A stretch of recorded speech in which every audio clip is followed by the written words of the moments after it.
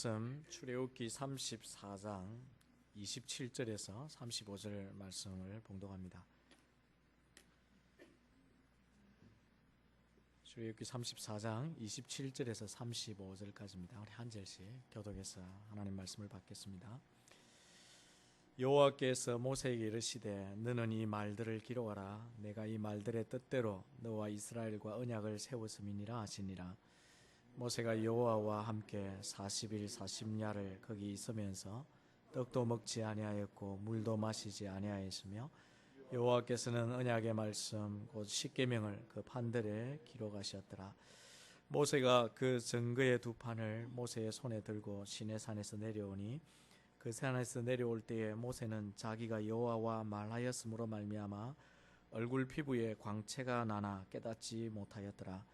아론과 온 이스라엘 자손이 모세를 볼 때에 모세의 얼굴 피부에 광채가 남을 보고 그에게 가까이 하기를 두려워하더니 모세가 그들을 부르매 아론과 회중의 모든 어른이 모세에게로 오고 모세가 그들과 말하니 그 후에야 온 이스라엘 자손이 가까이 오는지라. 모세가 여호와께서 시내산에서 자기에게 이르신 말씀을 다 그들에게 명령하고 모세가 그들에게 말하기를 마치고 수군으로 자기 얼굴을 가렸더라. 그러나 모세가 여호와 앞에 들어가서 함께 말할 때에는 나오기까지 수군을 벗고 있다가 나와서는 그 명령하신 일들을 이스라엘 자손에게 전하며 이스라엘 자손이 모세의 얼굴의 광채를 보므로 모세가 여호와께 말하러 들어가기까지 다시 수군으로 자기 얼굴을 가렸더라. 아멘. 예배하는 이 시간은 늘 말씀드리지만 우리가 하나님을 만나는 시간입니다. 우리가 하나님을 만나서 뭐가 좋은가? 하나님께서 그냥 오시지 않고 하늘 문을 여시고 우리 가운데 임재하셔서 하늘에 있는 신령한 복들을 우리에게 부어 주시고 허락하시기 때문에 우리가 이 예배 시간이 우리 참으로 소중한 것입니다. 주님은 우리에게 마음껏 복 주시기를 원하시지만 그 복을 받고 누리는 것은 우리의 몫입니다. 우리 예배분들에게 한번 격려하고 인사하면 좋겠습니다. 하늘의 복 받으십시오. 그렇게 하면 인사하십시오. 예, 하늘의 복 받으십시오. 예, 우리가 그냥 예배하는 자리에 나와 있지 않는 것을 우리가 기억해야 합니다. 중세 시대에 이태리의 유명한 화가요 또 조각가였던 미켈란젤로라는 사람을 여러분이 잘 아실 것입니다. 그는 성경에 관한 많은 작품들을 남겼습니다. 특별히 여러분이 잘 알고 있는 그 유명한 작품 중에 대표적인 것이 바로 로마의 시스틴 성전에 있는 아담의 창조 혹은 천지 창조라고 불리는 벽화입니다. 그걸 그리기 위해서 이렇게 복도 힘들고 굉장한 어려움 끝에 수년간 끝에 완성했다 그러죠.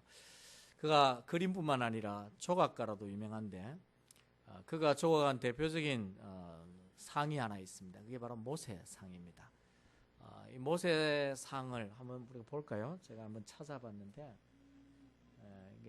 이게 미켈란젤로가 조각한 모세상입니다. 굉장히 웅장하죠. 그 다음 장면을 한번 보여주시겠습니까? 예. 모세상에 대한 특별한 일화가 있습니다. 여러분이 모세상을 보면 좀 이상한 것이 있죠. 보통 사람하고 다르게 머리에 뭐가 있나요? 뿔이 있죠. 왜 미켈란젤로가 모세상을 조각하면서 머리에 뿔을 저렇게 만들었을까? 그 이유는 오늘 본문과 관련이 있습니다.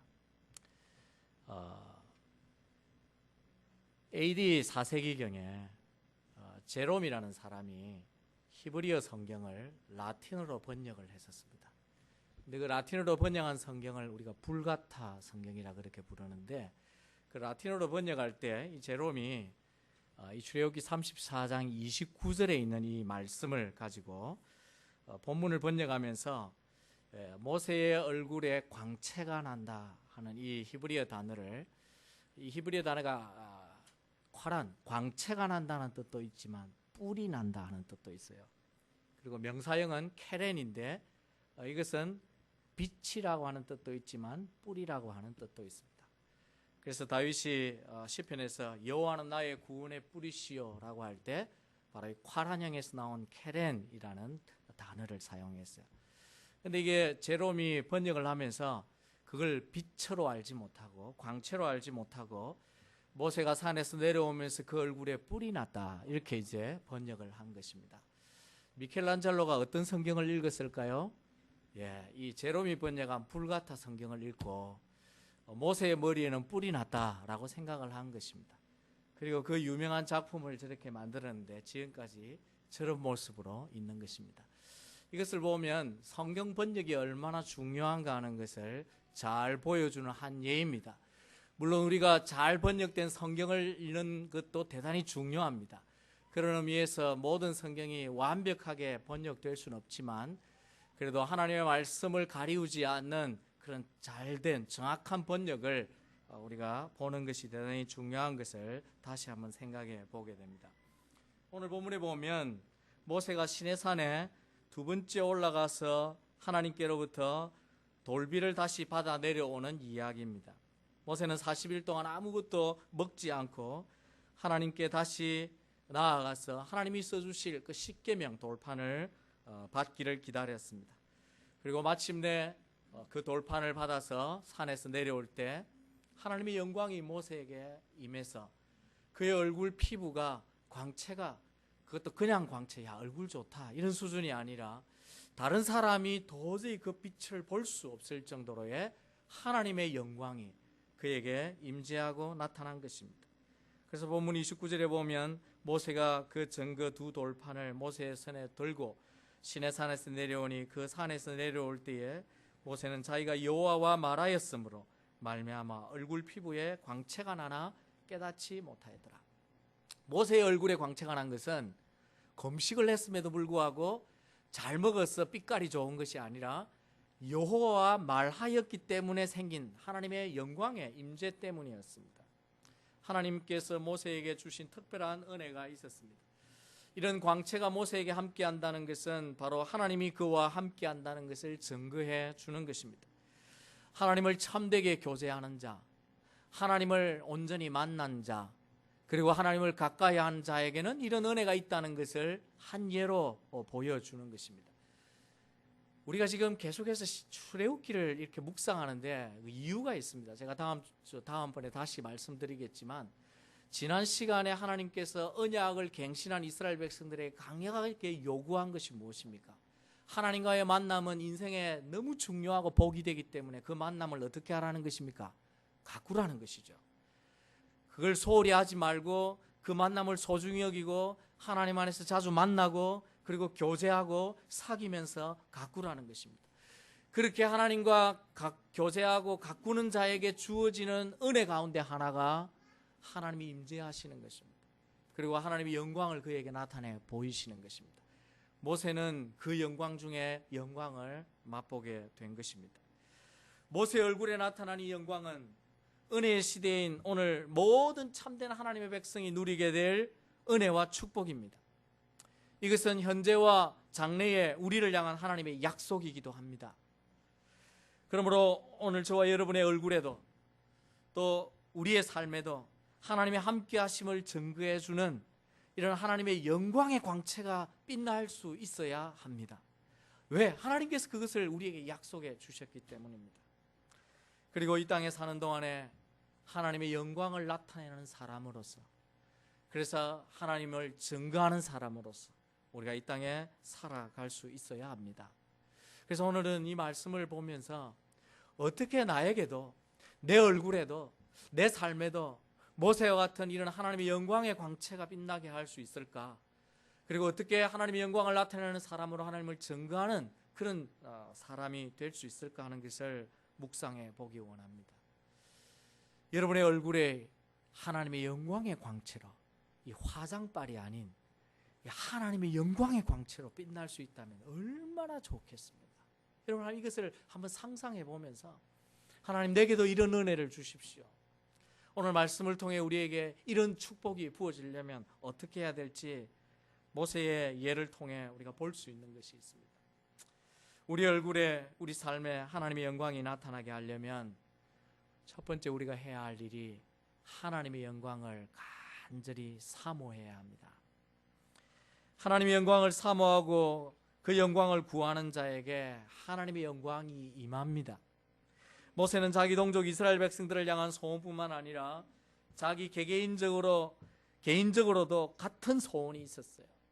우리가 앞서 보았듯이 출애굽기 33장에 보면 하나님이 더 이상 함께하지 않는다고 하는 그런 절박한 상황 가운데서 모세가 드린 기도가 있었습니다. 그리고 모세는 그것을 평생 기도하며 살았습니다. 그 기도가 뭐였습니까? 하나님, 우리에게 임재해 주십시오. 내 삶에 함께 해달라는 기도. 자기의 길에, 이스라엘 백성의 길에 주의 길을 보여줘서 하나님 인도해 달라는 기도. 그리고 마지막 기도가 뭐였습니까? 하나님의 영광을 보여달라는 기도를 모세는 간절히 드렸습니다. 모세는 그런 기도의 덕분에 하나님이 모세에게 나타나셨고 자기 형상을 보여주셨고, 그리고 오늘 본문에 보는 것처럼 하나님의 영광이 모세의 얼굴에 광채로 빛나서 떠나지 않는 그런 축복을 맛볼 수 있게 해 주었습니다.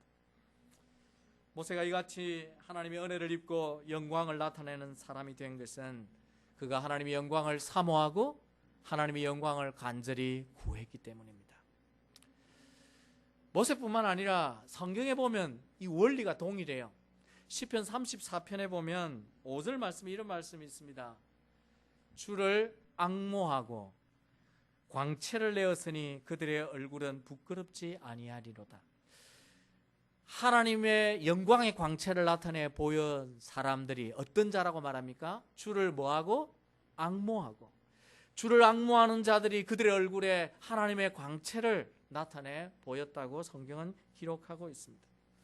오늘 우리도 우리의 인격이, 우리의 삶이 하나님의 형상을 담고, 그리고 우리가 뭘 하든지 말하든지 우리의 표정이든지 삶에 하나님의 영광이 드러나게 하려면 역시 우리가 하나님의 그 영광을 사모하는 자가 되어야 합니다. 우리의 마음속에 세상의 어떤 것보다 하나님의 그 영광스러운 광채, 그 하나님의 영광이 내 삶에 임하도록 기도하고 구하고 사모하는 자로 살 때 그런 은혜를 맛볼 수 있다는 것입니다. 성도에게 이것이 왜 중요할까요? 이것은 하나님이 나와 함께 한다는 너무나 중요한 증거 중에 하나이기 때문입니다. 하나님의 임재의 표현이기 때문입니다. 하나님의 영광을 경험한 사람은 놀라운 축복을 맛볼 수 있기 때문입니다. 성경에 보면 하나님께서 임재하시는 곳에는 자주 하나님의 놀라운 영광도 함께 나타났던 것을 알 수 있어요. 어떤 사건이나 어떤 장소에 하나님이 모든 세상에 충만하게 계시지만 특별히 에덴 동산이라고 하는 것을 하나님이 정하셔서 그곳에는 하나님이 자기 영광을 거의 100% fully 나타내 보여주셨어요. 솔로몬이 예루살렘 성전을 건축하고 완공한 다음에 그곳에서 제사를 드리고 기도할 때에 하나님이 그곳에 임재하시면서 자신의 거룩함과 함께 이스라엘 백성 전체가 볼 수 있도록 하나님의 영광이 그 성전에 가득 임하는 것을 나타내 보여주셨습니다. 이처럼 하나님의 영광을 구하는 자에게는 그 개인에게 하나님이 늘 동행하시기도 하지만 하나님이 특별히 그와 함께 하신다는 사실, 하나님이 특별히 그 교회와 함께 하신다는 사실을 증거로 나타내 보이시기 위해서 하나님이 영광으로 임재해 주신다는 사실입니다. 그러므로 이것을 구하며 살아야 됩니다. 모세는 평생 이것을 구했고 그의 삶 속에 또 그의 사역 속에 그런 하나님의 영광을 나타내 보이며 살았습니다. 여러분 개인의 삶 속에, 여러분의 가정에, 우리 세비전 교회에 이와 같이 하나님의 영광이 임재하고 하나님이 함께 하신다는 걸 나타내 볼 수 있다면 얼마나 큰 축복이 되겠습니까? 이것은 부흥입니다. 사랑하는 성도 여러분, 오늘 우리에게 중요한 것이 무엇입니까? 내가 세상에 영광스럽게 나타나는 것입니까? 그건 아닙니다. 성도에게 있어서 정말 인생에 중요한 것은 내가 영광을 받는 것이 아니라 나를 통해 하나님의 영광이 나타나게 되는 것입니다. 세상 사람들은 모두 자기 영광을 추구하며 살지만 우리는 여러분이 말씀에 있는 대로 오직 하나님의 영광을 구하면서 그 하나님의 영광을 구할 때에 내 삶 속에 하나님의 영광이 나타나게 되는 그런 삶을 우리가 살아야 합니다. 그것이 바로 성도요, 그것이 바로 하나님의 자녀요, 그것이 바로 예수님의 진정한 제자인 것입니다. 그러므로 저와 여러분도 무엇보다 하나님의 영광을 사모하십시오. 세상에 가질 것도 많고 바라는 것도 많지만 그것보다 더 우선적으로 하나님이 내 삶 속에 임재하시고 함께 하시기를 구하시기 바랍니다. 여호와와 그 능력을 구하고 그 여호와의 얼굴을 구하는 자에게 하나님께서는 임재하시고 함께 하시는 축복을 나타내 보여주십니다. 세상 사람들이 나를 볼 때 과연 하나님의 사람이라, 과연 저 사람은 하나님과 함께하는 자라, 그렇게 알 수 있고 느낄 수 있도록 고난 가운데도 요셉처럼, 그리고 수많은 어려움 가운데도 모세처럼 정말 하나님의 영광을 구하고 사셔서 여러분 개인의 인생과 여러분의 가정과 우리 새비전 교회에 이런 하나님의 영광이 나타나고 세상에 알릴 수 있는 그런 복된 성도, 복된 교회가 되어지기를 주의 이름으로 축원합니다. 하나님의 영광의 임재를 경험하며 살려면 어떻게 해야 할까? 오늘 본문의 모세를 보니까 두 번째 원리는 하나님과 깊은 교제를 가지는 것입니다. 하나님은 자신과 깊이 교제하는 자에게 하나님의 영광을 나타내 보여주셨습니다. 앞에 말씀을 통해 살펴본 것처럼 하나님과 만남을 잘 가꾸고 날마다 하나님과 깊은 사귐과 교제로 가운데 사는 자에겐 하나님이 그들에게 임재하시고 특별한 영광을 보여주십니다. 오늘 본문 28절을 보시면 모세는 40일 동안 하나님과 어떻게 교제했나요? 40일 40야를 거기 있으면서 떡도 먹지 아니하고 물도 마시지 아니하고 하나님을 만나고 하나님과 말하였다, 그렇게 되어 있습니다. 여러분, 이것은 간단하게 말해서 40일 동안 금식하면서 하나님께 기도하고 하나님과 대면하고 하나님과 교제했다는 것입니다. 사람이 가질 수 있는 가장 기본적인 욕구를 절제해 가면서 세상과 등지고 오직 하나님께만 향해서, 오직 하나님께만 나아가서 하나님과 교제했던 모세. 그래서 그 시간을 마치고 난 다음에 산에서 내려올 때 그의 얼굴의 광채가 하나님의 영광으로 빛났다고 하는 것은 우리가 깊이 생각해 보아야 할 일입니다. 오늘 우리도 마찬가지입니다. 하나님과 멀어지면 멀어질수록 하나님의 영광은 소원해지고 하나님에게 가까이 가면 갈수록 하나님의 영광이 우리 가운데 나타날 수밖에 없습니다. 누가복음 9장 29절 말씀해 보면 예수님께서도 기도하실 때에 용모가 변화되고 그 옷이 휘어져 광채가 났다, 그렇게 말씀하고 있습니다. 예수님도 지상에 계실 때 하나님께 나아가서 기도하시니 하나님의 영광의 광채가 드러났던 것처럼 오늘 우리도 주의 형상을 이루고 내 얼굴에, 내 인격에, 내 말과 내 삶에 하나님의 함께 하심을 드러내려면 우리가 말씀과 기도로 하나님께 나아가서 하나님과 깊은 교제를 하면 할수록 그 영광을 입을 은혜가, 그 기회가 더 많아지는 것입니다. 비록 우리 삶이 힘들고 우리의 무거운 짐들이 있을지라도 하나님께 나아가서 말씀을 묵상하고 기도하면 우리 마음의 평강이 자리 잡습니다. 그리고 성령께서 우리의 얼굴에 빛을 근심이 아니라 밝음으로, 그리고 즐거움으로, 희락으로 우리에게 나타나게 해주시는 것입니다. 하지만 무거운 짐을 짊어지고 말씀과 기도로부터 멀어지며 신앙적으로 그것들을 감당하지 못할 때 우리 얼굴에는 근심빛이 가득할 수밖에 없는 것입니다. 예수 믿는 자와 세상 사람들이 다른 것이 무엇입니까? 바로 그런 은혜입니다. 예수를 믿어도 하나님과 교제하며 말씀과 기도로 이 세상을, 모든 것들을 이기기를 원하는 사람과 그렇지 않는 사람과의 차이가 뭔가? 바로 거기에서 오는 것입니다. 하나님과 가까이에서 하나님에게로부터 하늘의 평강을 맛보며 희락을 맛보며 하나님의 영광의 광채를 나타내느냐, 그렇지 않느냐 하는 것입니다. 이것은 오늘 성도가 은혜 받기 전과 은혜 받고 난 후의 차이라고 할 수 있습니다. 확실히 성도는요, 은혜 받기 전과 은혜 받던 후는 다를 수밖에 없습니다. 예수를 믿고 교회를 다녀도 은혜 받기 전의 상태로 살면 세상 사람들과 구분이 잘 안 돼요. 차이가 없는 것 같아요. 그러나 은혜를 알고 그 은혜를 받은 이후의 성도는 세상 사람들에게 다르게 나타나는 것입니다. 세상의 모든 힘든 일과 어려운 문제들로 지치고 힘들지라도 주님 앞에 나와서 기도합니다. 그리고 기도 중에 하나님의 임재와 하나님의 영광을 맛보게 됩니다. 그러면 기도하고 난 다음에 돌아가는 그 사람의 마음과 얼굴은 다른 빛이 나는 것입니다. 힘든 중에도 늘 성령과 교통하고 성령 하나님께 자기의 삶을 맡기고 의지하고 살아서 성령 충만한 성도는 그 얼굴에 광채의 빛이 날 수밖에 없는 것입니다. 우리가 이렇게 하나님 앞에 나와 예배합니다. 한번 이렇게 예배를 드릴지라도 이 예배가 하나님을 만나고 신령과 진정으로 드리는 참된 예배가 되어서 하나님과 교통함이 있으면 우리의 예배를 통해서 우리의 얼굴의 빛이 다를 수밖에 없습니다. 이것이 바로 성도에게 은혜 받은 전과 은혜 받은 후의 차이인 것입니다. 자, 한번 우리 옆에 분들의 얼굴을 한번 보실까요?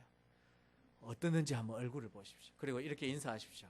얼굴에 광채가 납니다. 한번 인사하십시오. 네, 얼굴에 광채가 납니다. 여러분의 얼굴에 광채가 정말 나기를 바랍니다.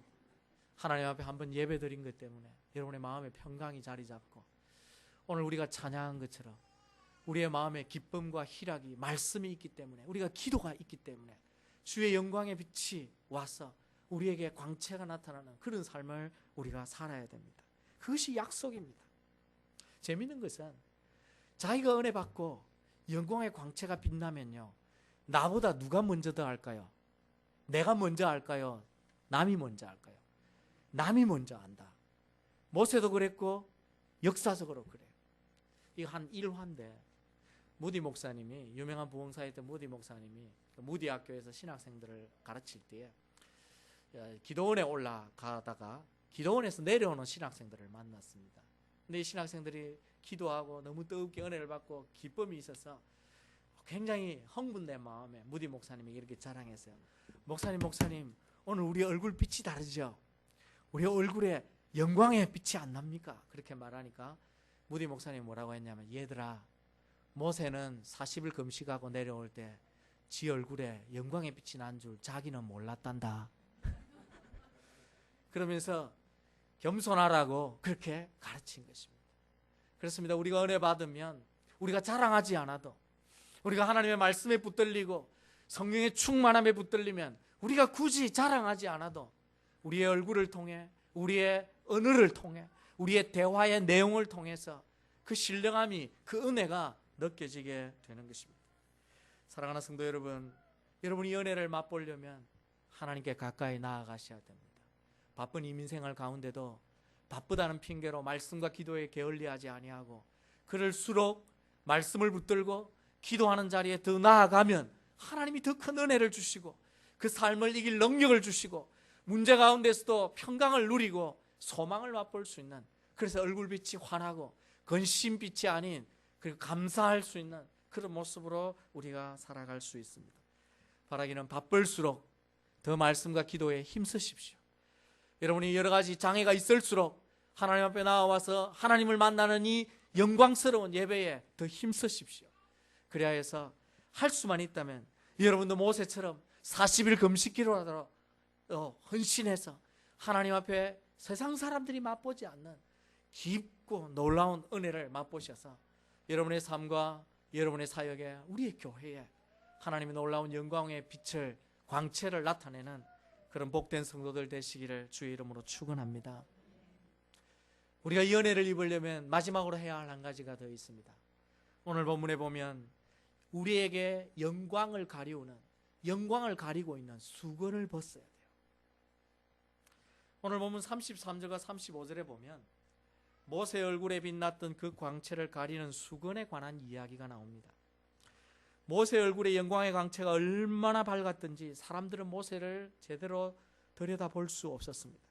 그래서 모세가 이스라엘 백성을 만날 때는 뭘 가렸습니까? 수건으로 가렸다고 했습니다. 사실 모세 자신은 그 광채를 잘 깨닫지 못했지만 사람들이 보고 두려워서 나오지 않으니까 수건으로 가려서 사람들을 만날 때는 모세가 이스라엘 백성의 편리를 위해서 수건을 가렸습니다. 그런데 재미있는 것은 모세가 하나님을 만나러 들어갈 때는 어떻게 했다고 말합니까? 수건을 가리지 않았다고 그랬어요. 그 수건을 벗었다고 말합니다. 자, 이 구약의 본문을 통해서 보면 수건은 누구에게 필요한 것이었습니까? 모세에게 필요한 것이었습니까? 이스라엘 백성에게 필요한 것이었습니까? 이스라엘 백성 때문에 필요한 것이었습니다. 모세는 수건을 가릴 필요가 없었습니다. 왜? 이미 하나님의 영광을 맛보고 오히려 모세가 수건을 가리고 있으면 하나님의 영광을 맛볼 수가 없었던 것입니다. 왜 이스라엘 백성들에게는 모세의 얼굴에 빛나는 영광의 강체가 두렵게 느껴졌을까요? 하나님의 영광을 반사하고 빛내는 모세의 그 얼굴빛이 이스라엘 백성에게는 두렵고 불편했던 이유는 그들이 아직도 죄로부터 자유하지 못했기 때문에, 그 영광의 광채가 비치니까 그들 자신의 양심에, 심령에 있는 그 부족함을, 허물들을 보게 되었기 때문이었죠. 그러나 이스라엘 백성도 모세와 같이 그 영광의 빛이 편하고 하나님에게 나아가서 그 영광을 맛볼 수 있으려면 그들에게 불편하고 장애가 되는, 그들이 하나님의 영광을 받는 일에 장애가 되는 것들을 다 벗어내고 걷어내어야 했었습니다. 성도는 어떤 모습이 되어야 될까요? 하나님, 영광스러운 하나님을 만날 때 불편해야 될까요? 편해야 될까요? 영광스러운 하나님을 만날 때 편해야 됩니다.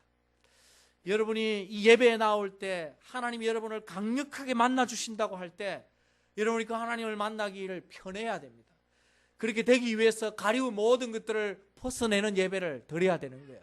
그래서 우리가 회개 기도를 드리는 것입니다.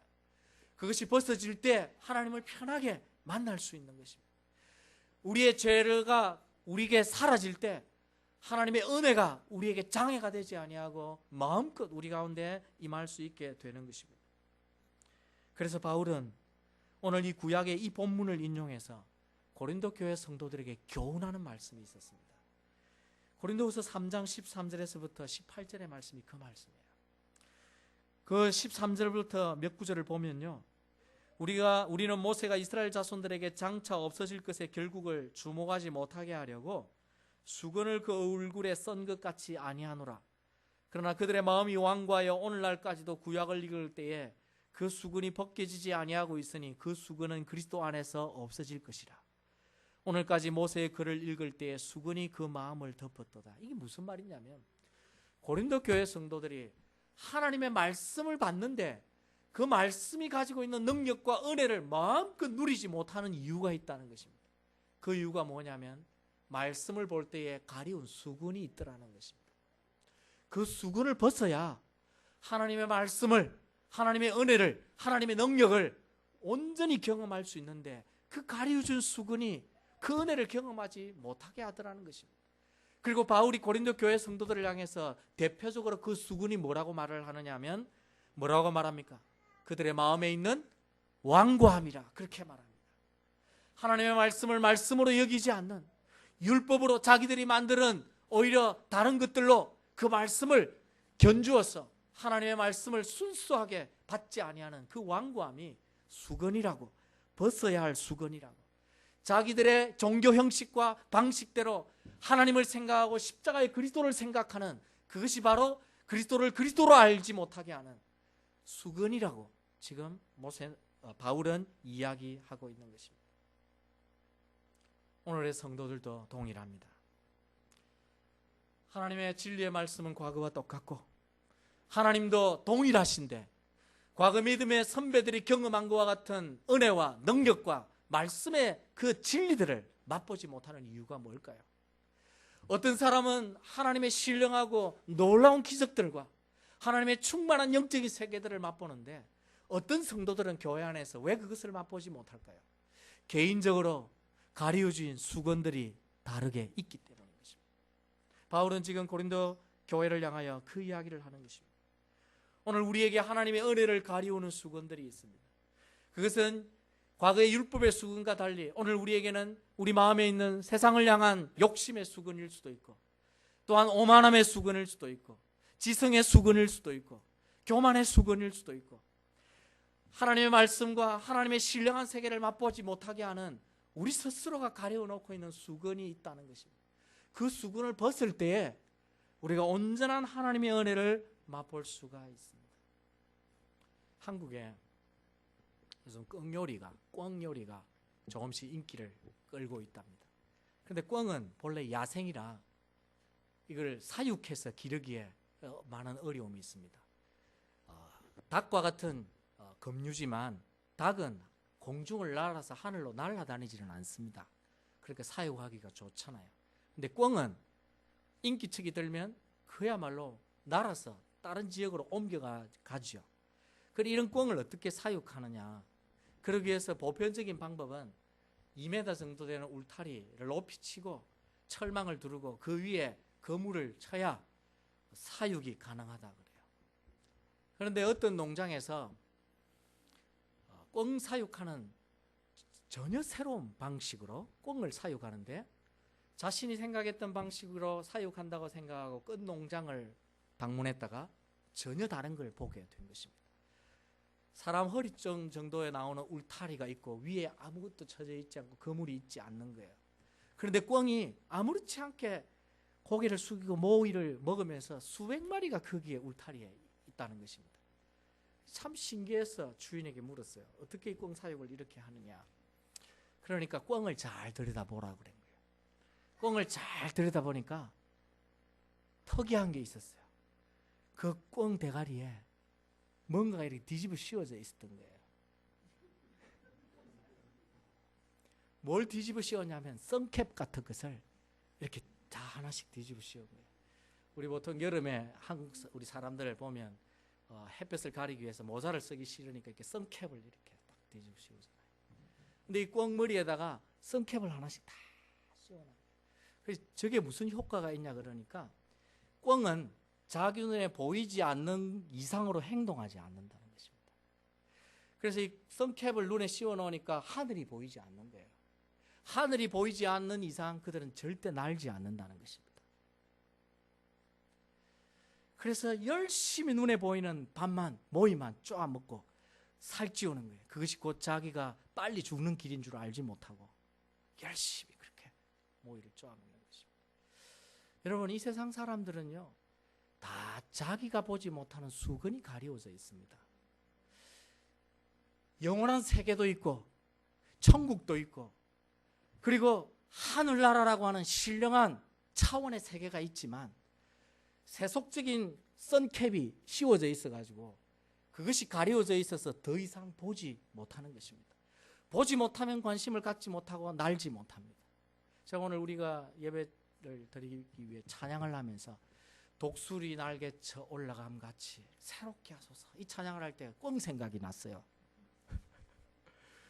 갑자기 꿩 생각이 났어요. 사실 오늘 설교 준비에 본문에 그게 없었는데 꿩 이야기를 하는 것입니다. 독수리 날개치고 올라가는 것처럼 올라가고 싶은 것이 성도들의 소망인데 왜 못 올라가는가? 오늘 수많은 성도들에게도 선캡이 쓰여져 있습니다. 예수 믿고 말씀을 붙들고 진리를 알고 십자가를 믿으면서도 눈에 보이는 것은 하늘이 아니라 땅밖에 안 보여요.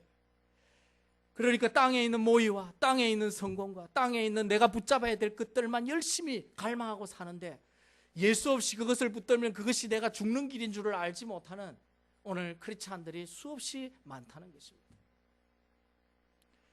우리의 얼굴에 하나님의 은혜를 가리우는 하나님의 능력을 하나님이 부어주고 싶어도 그것을 받지 못하게 가리우는 우리의 수건들, 우리의 선캡을 벗어내어야 하는 줄로 믿습니다. 여러분 각자의 그것이 무엇인지를 살펴야 합니다. 나는 없어. 없다면 너무 다행이죠. 그러나 적어도 하나님 앞에 진지하게 정직하게 말씀 앞에서 그것을 살피면서 하나님의 은혜를 가리우는 내 수건이 무언가, 선캡이 무엇인가, 내가 더 보지 못하는 그 영적인 세계를 보지 못하는 나에게 있는 이 눈을 가리우는 것이 무언가를 보셔야 합니다. 그런데 그걸 벗을 수 있어요. 어떻게 벗습니까? 바울이 고린도후서 3장 16절과 18절에서 이렇게 말합니다. 그러나 언제든지 주께로 돌아가면 그 수건이 벗어지리라. 아멘. 여러분 이걸 믿으셔야 됩니다. 어떻게 하면 벗어진다고요? 언제든지 주께로 온전히 돌아가면 벗어지리라. 앞서 13절에도 바울이 말합니다. 그 수건은 그리스도 안에서 없어질 것이라 그렇게 말했어요. 우리가 이 수건을 온전히 벗는 방법은 우리의 힘으로 되지 않습니다.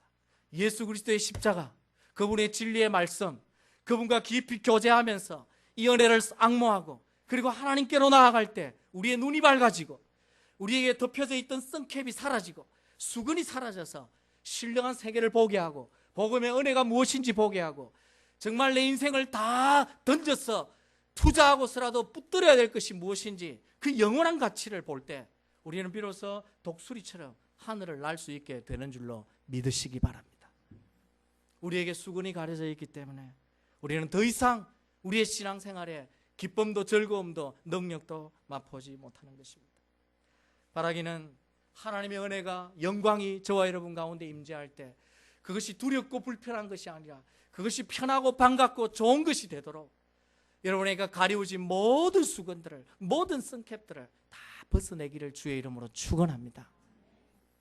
과거에는 모세만 홀로 하나님의 영광을 보았지만 지금은 그리스도 안에서 수건이 벗겨진 모든 성도들은 이 하나님의 영광을 볼 수 있습니다. 그리고 그리스도와 같이 우리의 인격이 변하고 우리의 형상이 그리스도와 같이 변하면 우리 얼굴에도 성령이 충만한 얼굴이 되어 하나님의 영광을 나타내 보일 수 있다는 것입니다. 바울이 그 확신을 가지고 있었습니다. 그래서 골로새서 3장 4절에 이렇게 말합니다. 우리 생명이신 그리스도께서 나타나실 그때에 너희도 그와 함께 영광 중에 나타나리라. 마지막 날 우리의 모습은 영광과 영광이라고 그렇게 분명히 말씀하고 있습니다. 저와 여러분이 성도로서 이 땅에 사는 동안에 정말 중요한 것이 있다면 하나님이 오직 영광을 위하여 살라고 말씀하신 그 말씀을 우리 삶에 실천하고 나타낼 수 있는 방법이 있다면 오늘 이 모세와 같이 사는 것입니다. 내 영광을 드러내기 위해 사는 것이 아니라 성도는 하나님의 영광을 드러내기 위해 사는 자입니다. 그러기 위해서 여러분이 하나님의 영광을 사모하십시오. 여러분이 이 세상을 갈망하는 것보다 더 어떤 것보다 하나님의 은혜를 갈망하고 영광을 구하십시오. 그리고 하나님과 할 수 있으면 더 많은 시간, 더 많은 방법으로 깊은 교제에 들어가십시오. 그리고 기도하십시오. 말씀을 붙드십시오. 그리고 무엇보다 가리워진 모든 수건들을 말씀 앞에서 깨달을 때마다 걷어내고 그리고 벗어내어서 하나님께서 저와 여러분에게 주시고자 하는 신령한 은혜를 맛보고 여러분의 개인과 여러분의 가정과 우리 세비전 교회가 하나님의 영광의 광채가 충만히 임하고 그것을 세상에 드러내어서 증거할 수 있는 그런 복된 성도들, 복된 교회 되기를 주의 이름으로 축원합니다. 우리 다 같이 한번 통성으로 기도합시다. 내 안에 이런 갈망, 내 안에 이런 하나님과 교제하는 실천, 그리고 벗겨져야 될 수건들을 찾아내게 하나님 성령이 도와달라고, 이런 은혜를 이번 한 주간 누리게 해달라고 우리 다 같이 한번 통성으로 기도합시다. 하나님